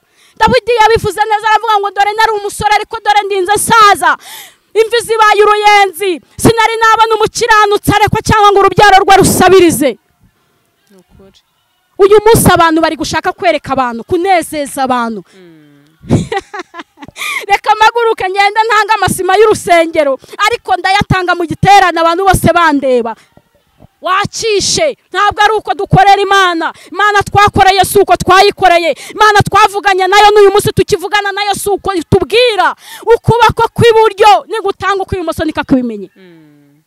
Uko ni ukwihimbaza. Mweretse abantu mwabara abashimiye, andi mashimwe mutegereje nayiki, kora ikintu wumva kivuye ku mutima wawe. Birumvikana ushobora wenda kuzana umuntu hano ababaye, ni byiza, ariko niba namufashije yikurusha wowe Sandrine, akubwire ngo wa muntu bya bintu byamugezeho, none ko ari cyo abantu bakeneye, yatangiye Imana. None se biretse gato nkubwire urugero nk'aba diaspora, bambare kwavuga hari igihe bafasha umuntu runaka unyuze, reka nkweshe platform yanjye ya Gasaro, ugasanga ariko kugira ngo nyine yizere ko ibyo yagutumye wabikoze, ugasanga ugomba kubyerekana kuri kamera ko nyine wabikoze, kubera ko abantu bamugari baratanga, ariko nanone niba ari ukutagira icyizere, nta kwizera bafite. Simbizi, oya, nta kwizera bafite bano bantu tubwira, ntago bari bakizwa. Natwe rero nk'abanyamakuru ntago nshaka ko icyo gisuzuguro kinjyaho, kuko ayo mafaranga n'urugero mbijana wohereje nta kintu cyari bumarire, sibyo? Ahubwo arajya gufasha wa wundi. Rero kugira ngo nanjye icyo gisuzuguro kitazanzaho, nohereje Gasaro wenda amafaranga afasha umuntu, birangira wenda ntabonye feedback, ngewe niyo mpamvu ndi bugushyire kuri kamera kugira ngo wa muntu abone feedback, avuga uti perfect. Nge mvuze ngewe noneho iby'Imana yambwiye. Yarambwiye ngo abantu bakora gutyo nta mugisha w'Imana bafite, nta n'uwo bazabonera kuri abo bantu. Reka nkubwire, perezida w'igihugu abaye atahaye misiyo minisitiri, yaje mu mudugudu wacu kudusura, akabona dukeneye umuhanda, minisitiri akawuduha, akawutwemerera, akakubwira ngo nguhaye umuhanda, mbahaye umuhanda nge minisitiri. Niyo perezida yaba atawe umutumye, umuhanda bazawuduha ariko nibagera harya hejuru muri biro bazibonanira. Rimwe na rimwe hari n'igihe tuzumva itangazo ngo yavuyeho tutazi icyo azize. Rimwe na rimwe hari n'igihe azaba yatanze wa muhanda kuko batamubwiye yihaye amategeko nyine ataraye. Ibyo wakoze wowe wabikoze ubundi umutima wawe werekeye he? Umutima wawe ubundi waganaga hehe? Gasaro ibyo bintu nabifata nabigezeho 100,000 ako ubundi reka nkubaza umuntu ufite miliyoni 10 100,000 kubitanga niyo babirya wakoreye umugisha wawe wawubitse ufite ikihe kibazo ubundi? None ko hari n'ababakorera amapranka, ko hari ababakorera amapranka akazana umuntu ahangaha hari umupasteri bakamufasha. Nge niyo mpamvu ntuzambonana ngewe kamera ku muntu nge ndi pasteri, ntabwo nshaka umwanda w'abantu. Nge ngo umbonane kamera ndayizanye ndayiteye kuri Papa Bitangaza Official TV ngo uyu muntu ni mumufashe. Kuko hari abantu benshi cyane rimwe na rimwe bazatanga ariko usanga hari prank babakorera. Ugasanga aragiye aguze ka matera hariya kandi wenda yakiriye miliyoni akoresheje 300,700 igiye he? Nawe nuba na matera nawe ngo nakoreye umugisha. Ni mukorera Imana, mureke kureba ku bantu. Imana yonyine mwebwe mwakore nizabe ubahera umugisha. Gasaro nta mugisha afite ngo arawubaha. Niyo waba ufite 8 wawuhereza abana bawe. Uriya muntu ntabwo ibintu ufite ntabwo byamuhaza. Rimwe na rimwe hari n'igihe wasanga ahubwo nakurusha. Ubwo rero nakorera Imana areke guhanga amaso hariya. Nge Imana yarabimishuriye. Rimwe na rimwe abantu tubwira nta kwizera nyine bafite, ariko iyo ufite kwizera wumva neza ko hari ibintu uri gukora kandi uri guhamanya n'umwuka w'Imana ko bizana umugisha ku buzima bwawe. Uzi ko reka nkubwira abantu benshi muri iki kibuga abapasteri bamaze kumenya nyine systeme y'isukuntu yubatse, nabo ntimwabavumbura. Ahubwo abo mutuka ahubwo nta n'ikibazo ahubwo bafitanye n'abantu. None se ubugasa maze umwaka n'igice naza kuri social media, telefone yanjye ntiyaririho. Telefone yaririho ntago ariyo izwi hano kuri social media. Ibyo twabikoze kugira ngo tugire ute, nihagira n'umuntu wandika muri commentaire avuga ngo amafaranga yanjye, uzahita umubaza ngo umwaka n'igice bamaze mwahuriye he? Ahubwo abavuga ngo amafaranga ni za email avuga ngo reka tumusigire umwanda muri commentaire.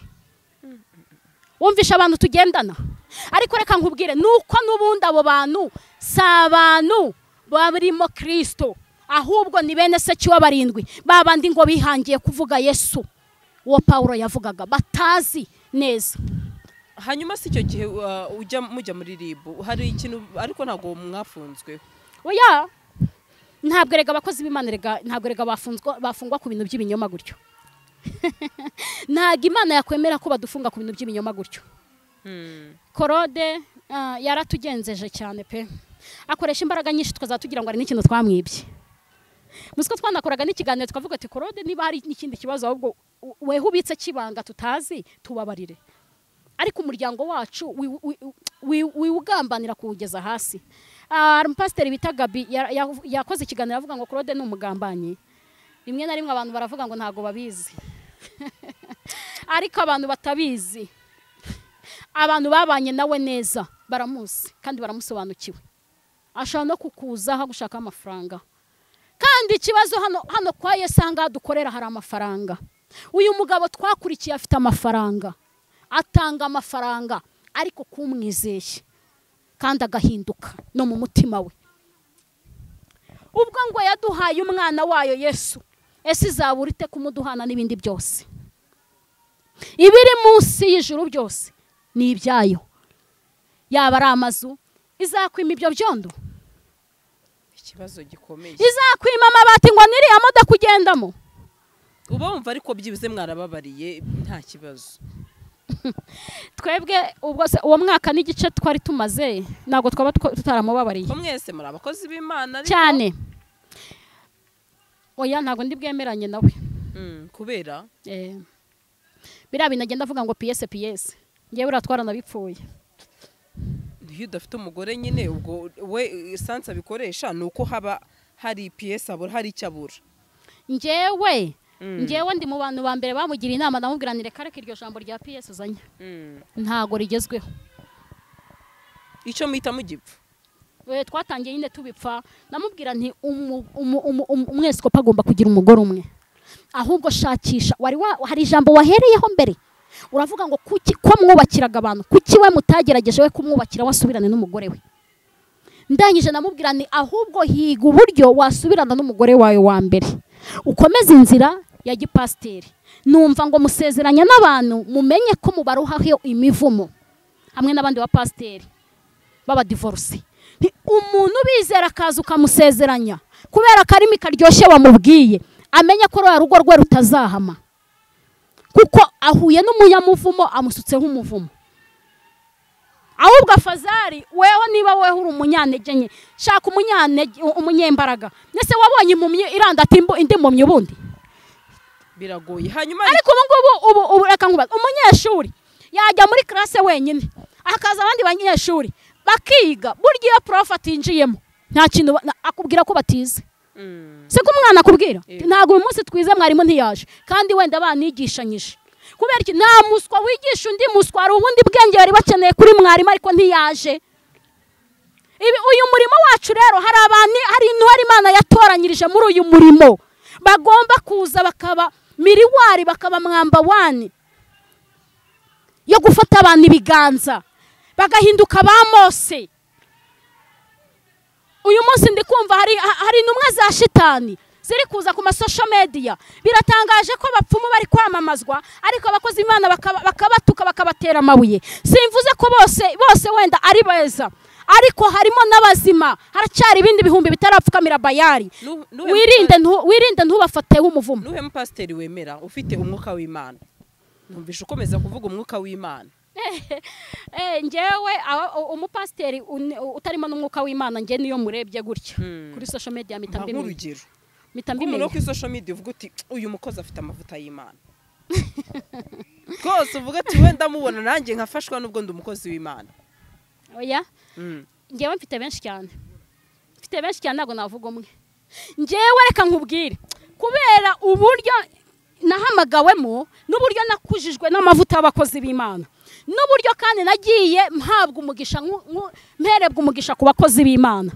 abenshi njyewe iyo mbabonye ndabamenya kandi uwomenye ko ari mu mwuka w'Imana uwo ngo ntaga ncika urahita utuma nkubaza ikindi kibazo dusa n'abasoza hari ikintu wavuze ngo umweskopi ni umweskopi umweskopi nyakuri yego agomba kuba afite yego umugore cyangwa se umwe cyangwa umugabo umwe cyangwa se umugabo cyangwa umwe ndahita nkubaza ikibazo iryo ni itegeko ry'Imana Pawulo hari ibintu yavugaga akavuga ngo ibi mbivuze nkanjye Pawulo ariko yagera ku bindi akavuga ngo ibi noneho nore z'Imana ibi ni umwuka w'Imana ubimvugishije urahita utuma nyikubaza iki kibazo nkakubaza ngo tuzi ko hari umumama witwa Pastor Mutesi afite ijambo sibyo arigisha abantu bagahinduka abantu mbese ingo zigakomera ati nubwo ndi umudivorce ariko sinifuza ko wakongera wa divorce mwene data jya myumva ndamukurikira hanyuma kubera yuko atari umweskopi ntago agakwiye kubabwiriza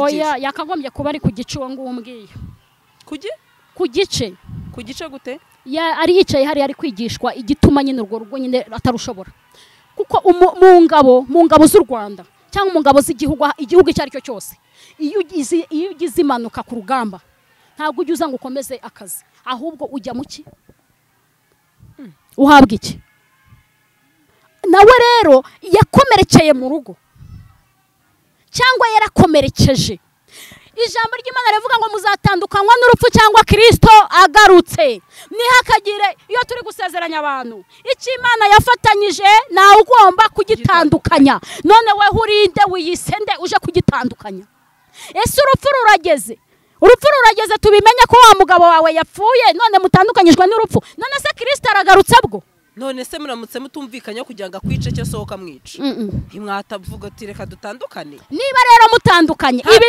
atashe nibi bintu bibwira abagore benshi cyane n'abagabo benshi Gasero uracyari mutoya niba bidashobotse ko wubaka urugo rwawe banza urebe imbere, vana amarangamutima mu rugo ahubwo ashyira mu bwenge, uvuga ngo uyu mugabo niba ananiye Jacques niba ananiye, ari umuvugabutumwa mu minsi yashize nawe twabipfuye ibyo bintu, yarabwirizaga akavuga ngo Jacques nakunanira ngo na Jean ngo nuza ngo si uzashobokana nawe, kandi nawe byaje kuza kugira ute, kandi koko ntago bashobokana. Reka nkubwire, icyakunanije bwa mbere n'uyu munsi cyaba kigihari, kandi icyo uhoye uwo mugabo n'undi mugabo keretse nugenda ukamubyara ukamurera ukamwikuriza, n'umwana uramurera nawe akakunanira, wamubwira ngo cahangaha akakubwira uti simba ishaka ahubwo ndacahangaha, ndashaka ko wiga ukagira gutya na gutya ukazabica uti ngiye nshaka kuba umukinnyi w'umupira, kandi ari umwana wibyariye. None se umugabo wizeye gute ko umugabo wawe uzongera ugashaka azaza atameze nka wa wundi? Nese uzahora utandukana mubi kurushaho. Ubundi abanyarwanda baravuga ngo wangugugu nigufwa wazya kuzana ukazana uri mirabunguri. Akenshi abantu batandukanye n'abagabo bari kunyumva baneza amatwi, akenshi bageze mu ngo za gatanu.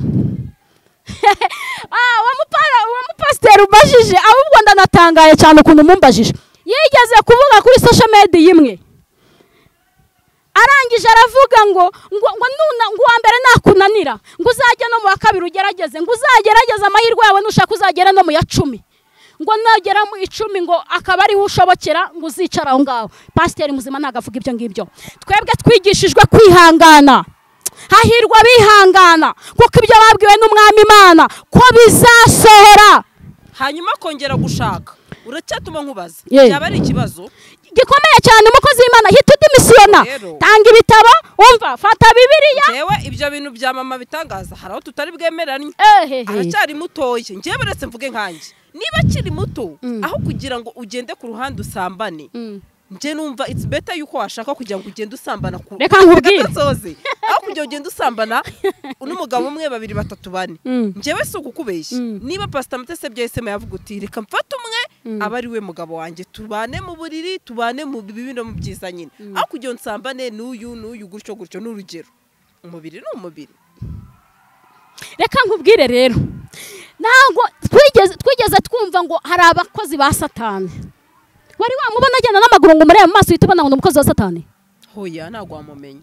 Twumva ngo abera imenante, wari wababona? Ntabunzi. Reka nkubwire, ijambo ry'Imana riravuga ngo muzabamenyera ku mbuto zabo. Ariko afite imbuto nziza. Reka nkubwire imbuto, reka nkubwire urugo ubwabyo nibyo bintu ubwabyo uri kubivuga nawe ubwawe ukumva ngo ni pasiteri. Kera uri gukizwa ushaka weho ubwawe ugiye gushaka umukozi w'Imana, we washaka uwuhe? Kera amarangamutima y'umwana ushaka Kristo wari kujya ku muntu nk'uwo nguwo, ubwabyo ni umwanda. Twebwe aho twakirijwe niyo watwiterwaga inda no mu rugo iwanyu nta jambo bagufite, baravugaga ngo ntabwo waza guhana uyu nguyu kandi we warahanutse.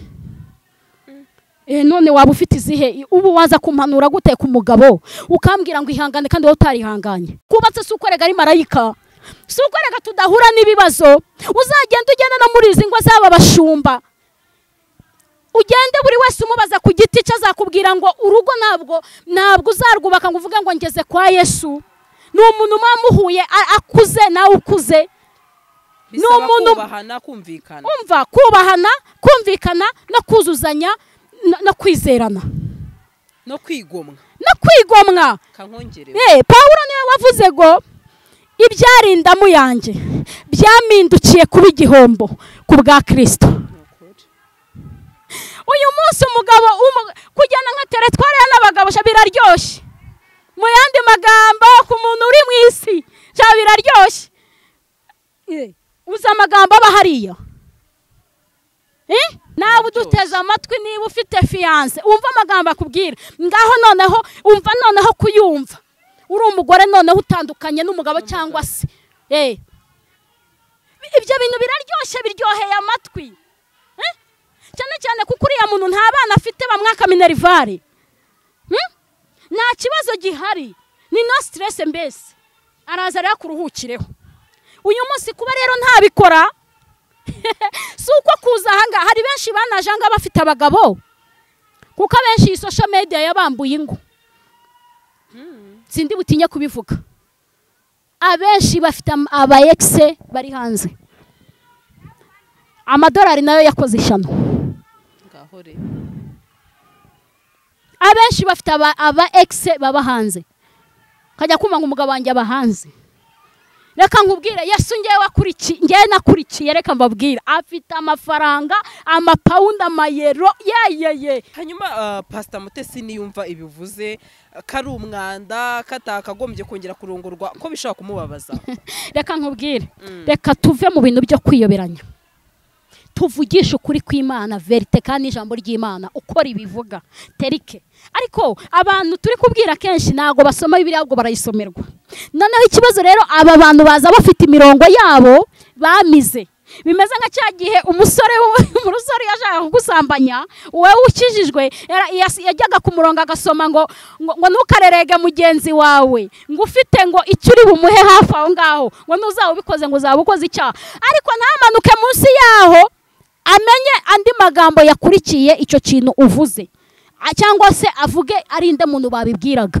uri kubyumva ibi bintu rero bimeze gutya nta muntu waza guhanura umuntu kandi we atari bishoboye aba bakobwa bacu twaba turi kubigisha iki reka nkubwire uwo mupasiteri nambwiye numvishe nawe ngo yakuze mu buzima bumeze gutyo ise mumenye nawe ngo akuze urumva ko ni igikomere noneho kuki tutaririra gakondo zacu kuki ibyo bintu tubyimika mu miryango yacu ngiye nindamuka senya urugo iwacu natwe byaragenze gutyo nekereze ko n'abana banjye ariko bizagenda abahungu banjye n'abakobwa banjye amahirwe baba bafite kugira ngo bazagira amahirwe uza amasengesho basenga uzuriya mudayimoni Yesu hari igihe yamaze ngo gukiza umuntu abigishwa baramwegera baramubaza ngo ko twe twamusengeye bikanga aranje ababwira ngo umudayimoni nk'uyu nguyu ukomeye nta kindi kintu kimukuramo uretse gusenga no kwiyiriza ubusa uwo mudayimoni ukomeye kugira ngo uzamukure aho hantu muri uwo muryango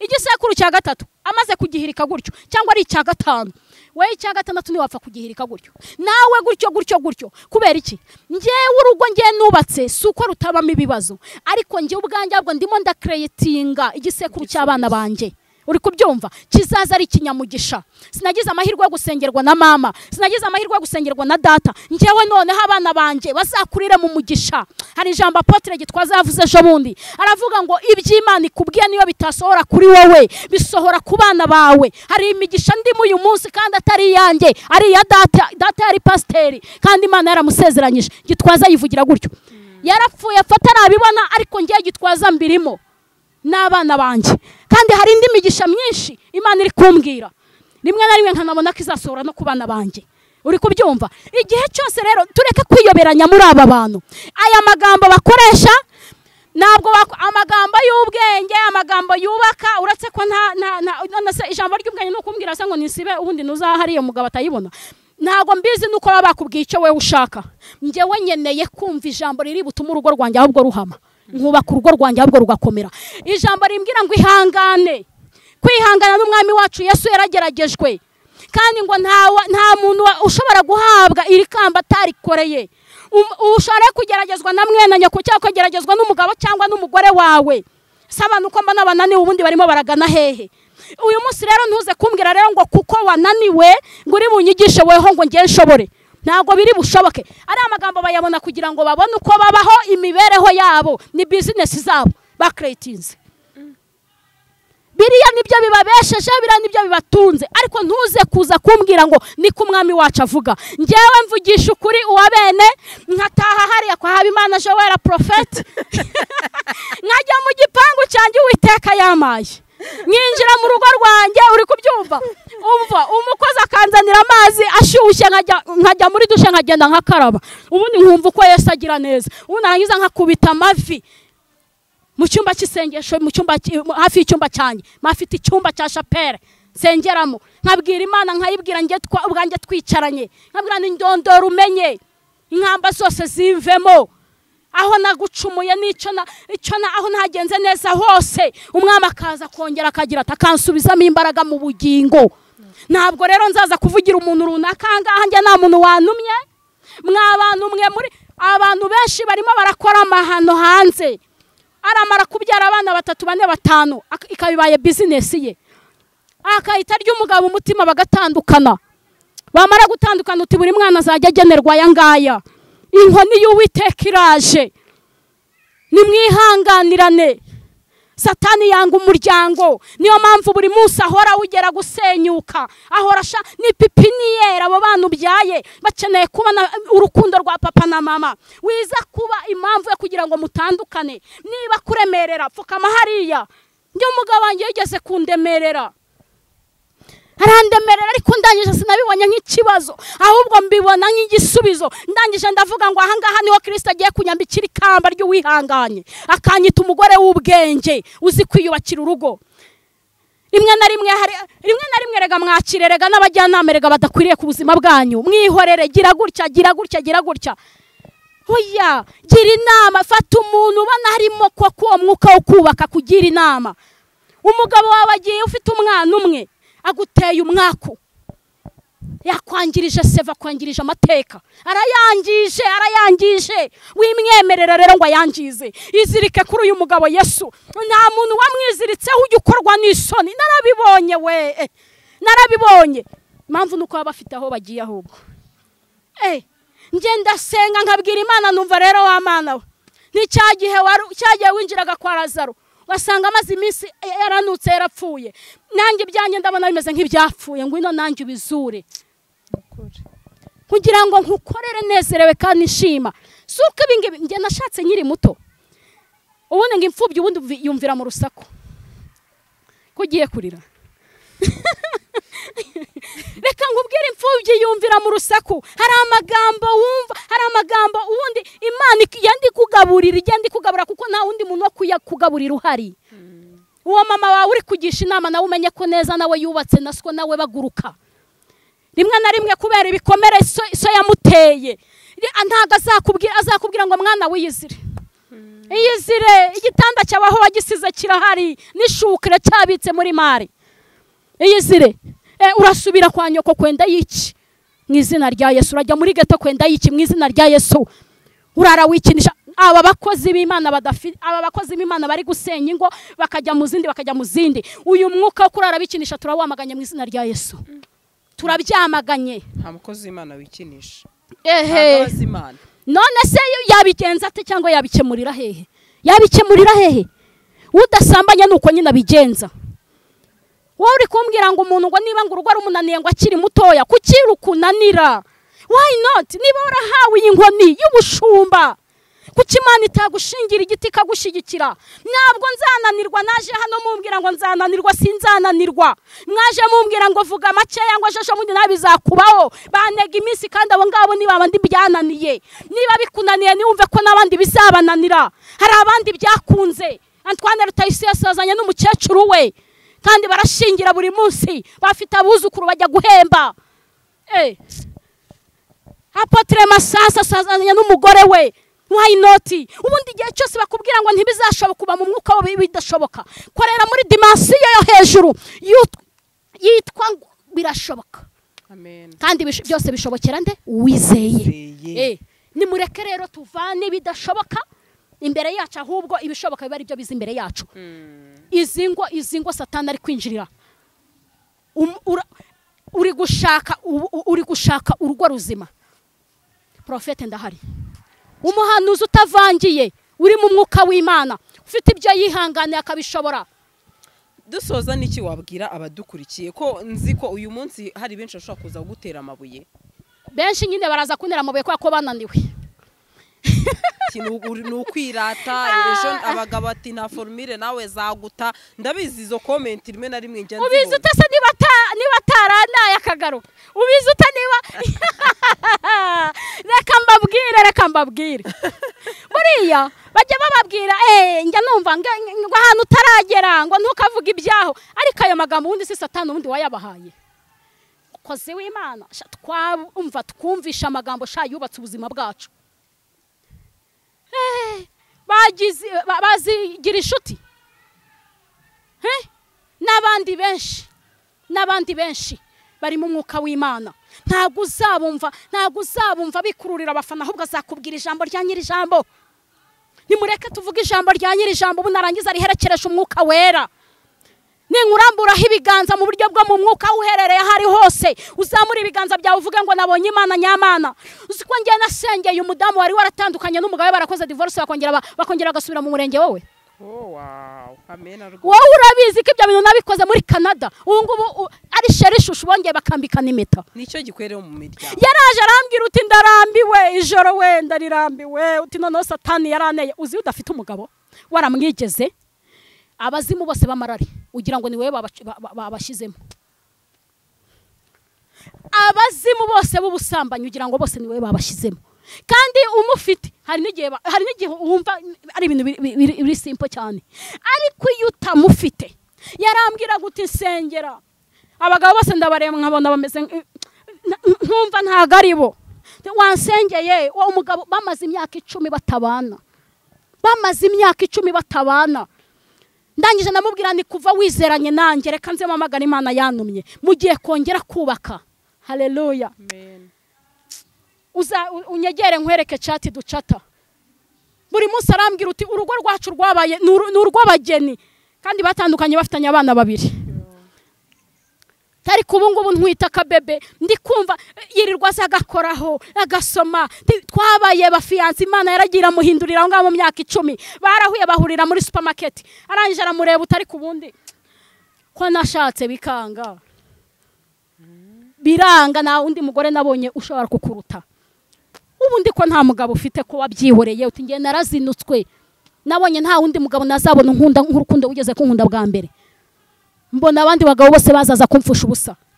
Aranje uti basi se wanyemerera tukongera tukabana uti ariko hari ijambo Imana ari yabimubwiyeho imwibiri bangira mubwira ngo ndongeye ndemye ibishya ku buzima bwawe kandi byari byarapfuye ndabizuye. Haramamagara arambwira uti nemere nawubwira nisa ngiye guhitiramo niba umwuka w'Imana ari ku buzima bwawe emera kuko hari icyo Imana yambwiye ku buzima bwawe. Yarambwiye ngo iremye ibishya ku buzima bwawe ntago bizi. Aranje arambwira uti koko hari ahantu Imana yamaye amasezerano nandika muri agenda asubiramo arareba arambwira uti tariki ni Imana yakuvugiyemo irambwira ngo iramugaruye timuswa natunga uti ngiye kwemera. Batumva ikirori kimwe giteye ubwoba mu minsi iri kuza tuzajya tugiye kubahesha umugisha.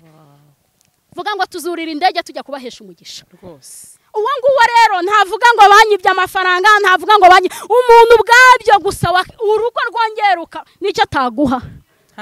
Ese ubwo bundi reka nkubaze uje ufite umwana ufite uburwayi buri mwaka bagukuramo nka $5 by'idolari ukaza nkamurambikaho ibiganza Yesu ukorera muri ngewe ahubwo se nanakubwira ahubwo ngo mereza niwe ahubwo wakwibwiriza. Aba bantu baza no kubiba nta bitangaza bagira. Dusoza nicyo babwira badukurikiye. Ikintu nabwira abantu nibige kwegera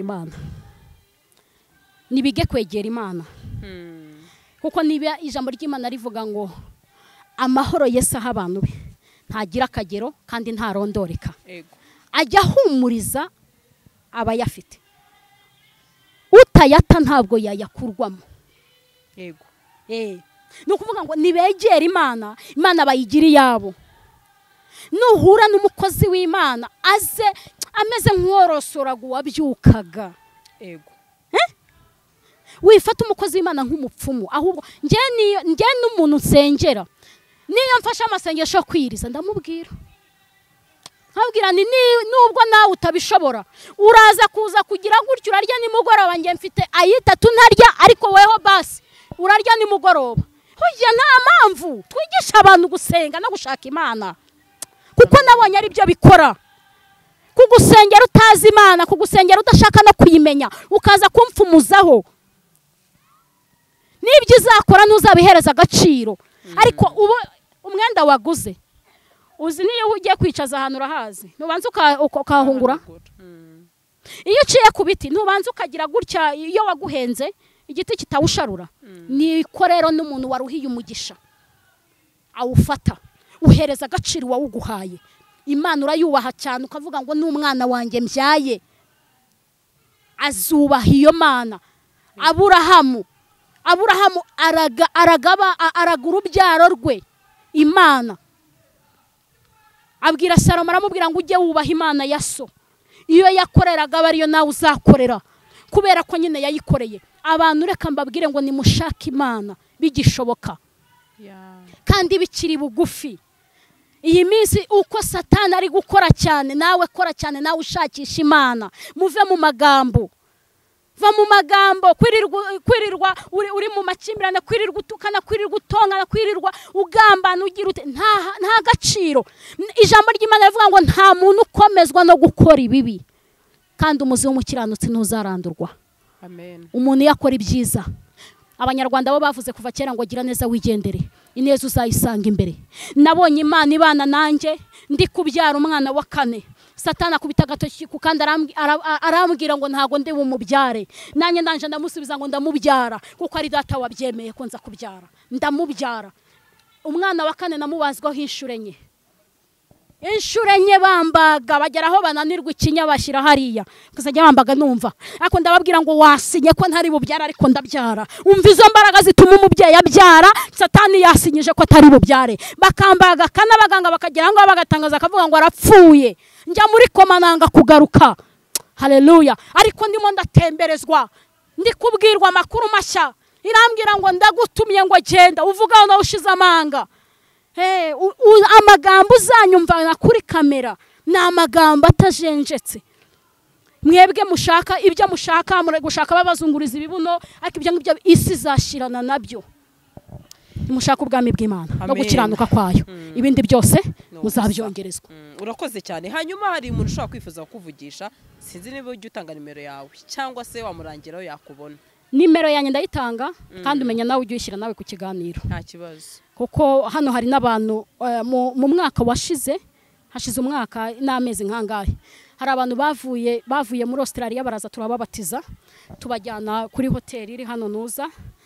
Iyi hoteli yitwa ngo kira, numva nyibagiweho. Turabajyana turababatiza, batubonye turambara, turagenda turababatiza mu mazi menshi.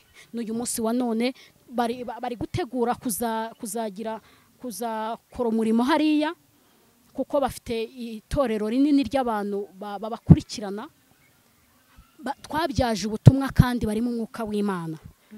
Bafite abakozi b'Imana rero babimazemo igihe, bari kubabwira uti mudusapotinge maze dukora umurimo ahangaha. Bari kutubwira ngo tuzajyeyo kubafungurira n'abo bakozi b'Imana babimazemo igihe. Urumva rero iyo mushizeho nimero zacu, urumva hari n'abantu nk'abo ngabo bashaka gukizwa. Nta kibazo. Abantu baba bashaka gukizwa, abantu bashaka gusengerwa, abantu barwaye, abantu bafite inimba, kujya wirukanyire kuri nimero z'umupfumu, n'ubundi umeze nk'umuntu uri kwishingura, uri kwihamba. Ibintu ufite n'ubundi ntibikoroheye, none ugiye no kujya mu bindi. Umuntu aguhamagarireho ibintu ngo ibi nibyo biri bugufashe. Ibyo ukoreye ubijyaneyo ngo ni amaturo ngo y'abakuru. Ejo bundi ibyo uri muraturira abana bawe, ujya kubona ejo bundi bigenze gutya, nta mugisha ubirimo. Ariko nimero zacu nazivuga n'ubwo duzishyiraho. Nta kibazo ndazishyiraho. 0788 46 17 67. Ku bantu bari hanze y'igihugu +250 788 46 17 67. Dukeneye inkuru zururutse imitima. Ntabwo hano nyeneye kwakira ngo bamumbwiriye, ntabwo nyeneye kwakira ngo barakumbwiriye, ntabwo nyeneye kwakira ngo uziko hari abantu batukana abakozi b'Imana, agakura igitutsi mu kanwa, akoreka. Hari abantu bavumwe agatinyuka akamutuka, akatinyuka. Eliya igihe yari avuye mu ishyamba ngo ari kuza izuba ryamwishe, ngo ahura n'abana bato ngo baramutuka ngo dore cya gisaza, ngo izuba ryakishe, ngo reba ukuntu uruhara rwacu rwabaye. Vuma kubera uyu murimo dukora uragoranye, twebwe twawushoyemo n'ibyacu. Uyu murimo dukora uragoranye, umuntu akagutuka ukahita umuvumira aho ngaho kubera ko agututse gusa. Eliya ngo arangije ngo ahita bavuma, idubu ngo zituruka mu ishyamba ziraza zirabashwanyaguza, mudugudu wose ngo ucuramo umuborogo. Abantu nibige kubaha abakozi b'Imana, ko nta kintu uje kugusaba ubundi urankuriraho umuvumo w'iki. ahubwo reka umutima mwiza. Umunyarwanda yaravuga ngo umutima mwiza ni mugenzi w'Imana, kandi akarimi keza ni mugenzi w'Imana. Imana ibaha umugisha rero, reka mbasengere kandi mbaheshe umugisha. Amena. Ubwo ushaka kuza kumuvugisha arabona nimero ku kiganiro amwandikiriho. Imana iguha umugisha cyane. Amen. Kuntumira ni ibyishimo kandi ni byiza. Gasa ukunda Imana. Urakoze. Nyankurikirana ibiganiro byawe ariko haba harimo umwuka wo guca bugufi cyane. Imana izagukomeze. Urakoze Mana. Nyazagira ikintu kimwe kizaguhindura. Amafaranga yo yewe Imana izayaguha. Ariko ntazagira ikintu kimwe kizaguhindura. Uzagumana uwo mutima. Kuko uwo mutima uruhura abantu benshi. Kandi hari n'abandi bantu benshi cyane bari inyuma bazaza bakakuruhukiraho. Uzatera imbere kurenza aho uri ubu ngubu. Uzazamuka cyane ariko ntuzigere wishyira hejuru cyangwa wikakaze. Hari abanyamakuru hano bamaze kuba nk'Imana adashobora no kukwemerera. Ariko reka nkubwire reka nkavuga aka kantu. Abenshi wabonye ukuntu abantu bose bagiye gupfa batangira bakaririmba indirimbo z'Imana. Ibi bintu tuvuga rero birakora. Ibi bintu twizeye birakora. N'umusitari uririmba indirimbo z'isi yambara ubusa, iyo agiye gupfa hari umutima umuzamo akaririmba indirimbo y'Imana. Kandi yamaze gupfa za ndirimbo nizo bacuranga cyangwa bacuranga indi imwe aririmbye y'Imana. Yego. Bivuze ngo ibi bintu nubwo mudashaka kubitega amatwi ngo mubyumve, ibi bintu birakora kandi ibi bintu abantu babyizeye hari ahantu koko bazatura. Ibi bintu nubwo abantu babipinga, ibi bintu bahura nabyo ku munsi wa nyuma. Niyo mpamvu rero gukomera kwawe kwaba kuvuza iki kutarimo umwuka w'Imana no guca bugufi no kubaha Imana. Nge nta kintu na kimwe cyaza ngo gitume nishyira hejuru. Ndi umuntu ako Gasa, wabonye ukuntu iyo umuntu yapfuye nta n'umuntu n'umugabo wawe cyangwa umugore wawe ntashaka kukwemerera kurarana nawe. Wapfuye moruge we, imodoka ijyana abantu muri moruge iri he? Ahita vuba ntabwo uwo munsi murarana. Kandi mumaranye imyaka akubwira sheri shushu, akubwira ngo uri mutima wanjye, upfuye nabahone. Ariko uwo munsi ntanasaba uburenganzira avuga uti basi nimumundyamisha mu bituza, numva kuka ke kanyuma aterere mu gatuza kanje. Bivuze ngo umuntu ni ikintu ubusa. Wabonye ukuntu umuntu uba paritse ahangaha moto ikazi kanura umuntu hariya direct, umuntu akahita asinzirira aho ngaho. Umubiri umeze si plastike si iki, ni icyondo. Bivuze ngo nta kintu na kimwe kigomba gutuma wiyemera cyangwa se wishyira hejuru, kuko ahubwo wiyemera Imana ikurimo. Pawulo niyo wajyaga bivuga neza, buranda mukunda nkunda gusoma buri ibyanditswe cyane. Ubuzima bwanjye bundi nibera muri Bibiliya. Ko nge nagarukiye ku munota wa nyuma, Imana irambwira ngo genda uvuge none ushize amanga. Pawulo yaravuze ngo nge nirata Kristo, ngo ntabwo nta kindi kintu njya nirata. Reka rero twirate Kristo waduhamagaye kandi akadukoresha. Amen. Reka mbaheshe umugisha, Imana ibaha umugisha. Amen. Cyane cyo nuko ni igihe cyo guhemburwa kandi ni igihe cyo guhabwa umugisha. Kandi nzi neza ko abantu bari kumva aya magambo bakuyemo ibyabo. Yego. Bakuyemo ibyabo, udafite amatwi afite n'amaso aribonera. Murakoze. Mana nziza, Mana y'icubahiro, turagushimye kandi turakunezerewe. Komeza utanga umugisha ku bantu bawe Uwiteka, ushyigikira imitima inaniwe, izina ryawe rihabwa icubahiro. La tutakinisecole do predetrebo. Reka imbaraga zawe n'umwuka wera wawe reka bimanukira iyi mitima yari ifite umwuma, iyi mitima yumagaye ishakisha amazi yo kugira ngo ihembuke. Reka bari weho uza kuyihembura, uzaho wavuga, uzi ibyo wakora, iyi mitima igashima izina ryawe Uwiteka. Ngwino uhembure iyi mitima y'abakozi bawe Uwiteka. Abo Satani arimo aratwaza igitugu, abo Satani arimo arajyana, abo Satani arimo arakoresha. Hayi Uwiteka, ngwino turamire uyu munsi wa none. Abantu benshi bari kwihimbaza bakivuga ibigwi, ariko bakibagirwa kuvuga ko ushobora byose, kandi nta ujya abasha kurogoya imigambi yawe. Uwiteka, ngwino ukore mu mitima y'aba bantu, imbaraga zawe n'ubuntu bwawe ngwino bikore. Uwiteka, mesheje umugisha iyi televiziyo ya Gasaro. Uwiteka, ngwino uyishigikire, ngwino uyihe umugisha, ngwino uyagure, ngwino uyishyire hejuru. Baravuze ngo aho tuzagera bakatwa kutwakira tuzabasabira umugisha. Nyemerera Mana mbasabira umugisha, nyemerera ubagure data, nyemerera Uwiteka ubongerera uburame bwo kubaho kugira ngo bakomeze bakora ibirenze ibyo bakoze. Uwiteka nibazaramira ibibi ahubwo baramira ibyiza gusa. Izina ryawe rihabwa icubahiro. Dusengeye abari mu mpande zose z'igihugu ndetse n'abari hanze yaco, abari mu mpande z'Iburayi ari wa diaspora, abo ngabo genda ubasange Mwami, ubiteho kandi ubarengere. Abafite imitima imenetse komeza ubane nabo, abafite inyota yo kukumenya nabo biyegereze. To la takini tukelese kole badate.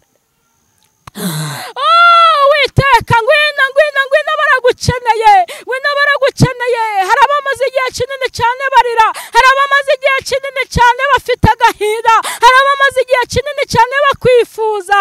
Uwiteka ngwina mu buzima bwabo, aho wageze amarira arashira, aho wageze intambara zirarangira, aho wageze utanga umucyo, aho wageze ukiza umwijima, aho wageze amahoro araganza. Ngwina uganze mu mitima yabo, ngwina uganze mu ngo zabo, ngwina uganze mu miryango yabo ndetse no mu bana babo, abafite abagore ndetse n'abagabo bose uzuganze mu mitima yabo. Uba ari wewe uhindura ibikwiriye, kandi bikwiriye ko Mwami bikubahisha, aba ari byo ushigikira uyu munsi wa none. Izina ryawe rikomeze guhabwa icyubahiro mu izina rya Yesu. Amen, amen, amen. Urakoze cyane. Imana ibaho umugisha. Nanjye ndanezerewe cyane, kandi amahoro y'Imana nabe ku buzima bwanyu. Shalom, shalom. Amen. Gasaro TV.